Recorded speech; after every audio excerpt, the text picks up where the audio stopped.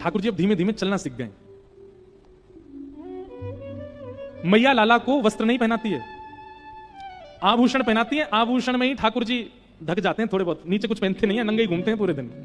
और केवल केश गूंथ करके सुंदर घुंघराले केशों को यहां बांध के एक मोती की लड़ बांध देती हैं, उसमें एक मोर पिच लगा देती हैं। अच्छा, यशोदा मैया का एक इतना सुंदर भाव है। यशोदा मैया क्या करती हैं? सुबह उठती हैं, स्नान ध्यान करके और सब घर के कामों से निवृत्त होकर फिर ठाकुर जी को उठाती हैं। और उठाने के बाद मैया नहवाती नहीं है लाला को, तो अपने सुंदर वस्त्र पे ही जल लेकर के निचोड़ के, गीले गीले जल हो जाते हैं उससे मुख पहुंचती है, नाक पहुंचती है, माथा पहुंचती है, गला पहुंच, सर्वांगीण अंग पहुंच देती है। और पहुंचने के बाद फिर ठाकुर जी का सर्वांगीण श्रृंगार करती हैं, आंखों में काजल लगाती हैं, तिलक लगाती हैं, केश गूंथ करके सुंदर जूड़ा सा बना देती हैं, उस पर मोर पिच लगाती हैं। ठाकुर जी को सुंदर सुंदर आभूषण पहनाती हैं, हाथों में बाजूबंद कड़ूला आदि सब पहना करके ठाकुर जी को सुंदर तैयार कर देती हैं। और सुंदर तैयार करके फिर मैया ने दूर जाती हैं और दूर जाकर के फिर लाला की आरती करके नजर उतार करके बलैया लेती हैं। और बलैया लेके फिर क्या करती हैं? फिर लाला को गोद में बैठा करके नेक्स्ट सब काजल ऐसे फैला दें, यहाँ पे कानन के कुंडल टेढ़े मेढ़े कर दें, वस्त्र आभूषण जितने भी हैं सबको इधर उधर उलझा देती हैं, केश थोड़े थोड़े खोल देती हैं, मुखमंडल पर आ जाते हैं।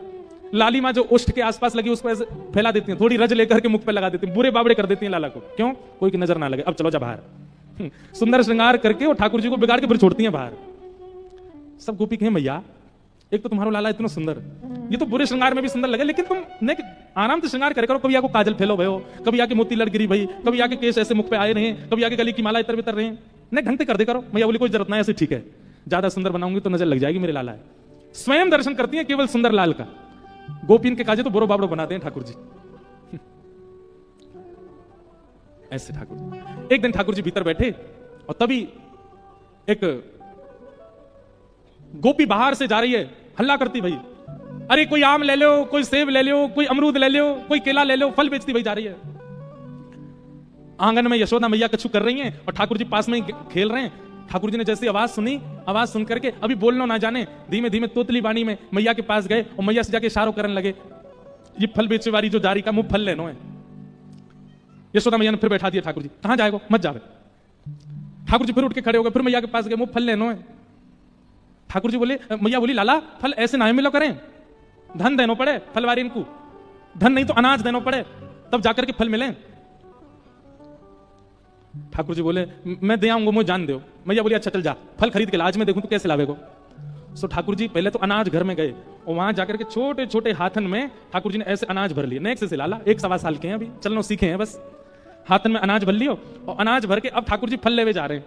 तो अनाज तो भर लिए लेकिन यहां से हाथ ऐसे खुले हुए, सब अनाज नीचे गिरते जा रहे हैं। और वहां में भी बड़े लोग तो भैया समझ लो जाने, बालक तो कूदते हुए जा रहे हैं, ठाकुर जी जोड़ते कूदते हुए जा रहे हैं, सब अनाज गिरते जा रहे हैं। और यशोदा मैया इस लीला को देख रही है, लाला आज फल लेवे जा रहे है, खरीद हुए जा रहे है।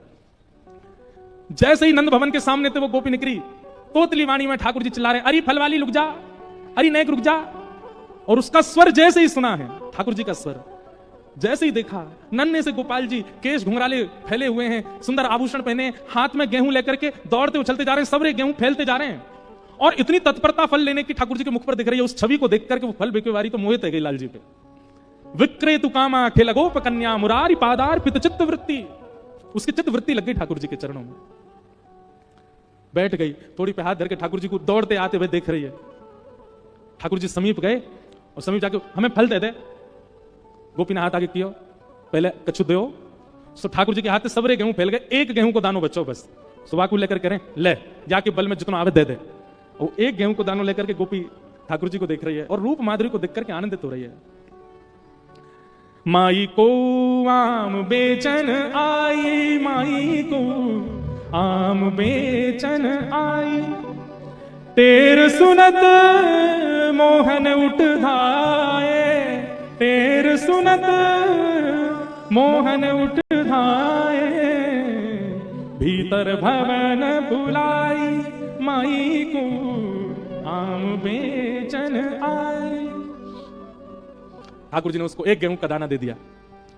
गोपी बोली अरे इतनी दक्षिणा, इतनी दक्षिणा दे तो मैं बहुत कुछ दे दूंगी। ठाकुर जी बोले ना इतना दे दे जितना मेरा पेट भर जाए, बस इतना दे दे। अब वो सखी क्या कर रही है, ठाकुर जी तो बोली थैला लायो संग में। ठाकुर जी बोले थैला के बराबर तो हम ही हैं, कहां थे थैला लामे, ऐसी दे दे। एक फल हाथ में दे दिया, छोटे छोटे हाथ, फलन थे छोटे तो हाथ हैं लाल जी के, एक आम ले लियो, एक में सेब ले लियो। अब गोपी बोली ये वाली हाथ उठाओ, ठाकुर जी ने ऐसे उठाओ, एक केला यहाँ लगा दियो, बोले हाथ नीचे कर लो, ऐसे कर रहे हैं, दूसरा केला यहाँ लगा दियो, तीसरा यहाँ फल रख दियो, ऐसे ठाकुर जी के हाथ सबरे फलन में कर दिए। ठाकुर जी ने कमर पे एक कपड़ा बांध रखो, वो कपड़ा खोल करके वहां में खूब सारे फल खोस के एक गुर्र गांठ बांधे, कर्री गांठ, सो ठाकुर जी के पेट पे फल बांध दिए। थोड़े छोटे छोटे कच्चू अंगूर हैं, वो ठाकुर जी के केशन के बीच में लगा दिए। एक आध कोई सामग्री यहां लटका दी। ठाकुर जी इतने सुंदर लग रहे हैं, उनके रूप माधुरी को देखकर वो फल बेचने वाली तो मोहित हो गई। ठाकुर जी जैसे ही नंद भवन जाने लगे, उसके तो मानो जैसे प्राण निकलने लगे। दौड़ते दौड़ते ठाकुर जी जा रहे हैं, कहीं से आम निकल के गिर रहे हैं, कहीं से केला गिर रहे हैं, कहीं से सब गिर रहे हैं। यहां आए थे तो एक अनाज का दाना हाथ में, नंद भवन पहुंचे तो भी एक ही फल लेके पहुंचे, सब गिर आए रास्ता में। गोपी उस स्वरूप को देख करके जैसे ही आगे बढ़ी, फल लेकर के चलने लगी।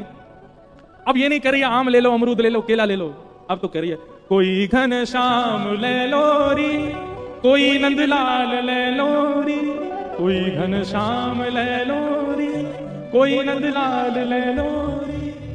पूरे नगर में भ्रमण कर रही है, नंदलाल ले लो, घनश्याम ले लो, कृष्ण ले लो, मुरारी ले लो। ऐसा रूप है ठाकुर जी का। कहां तक वर्णन करें, इतनी लीलाएं हैं श्री ठाकुर जी की।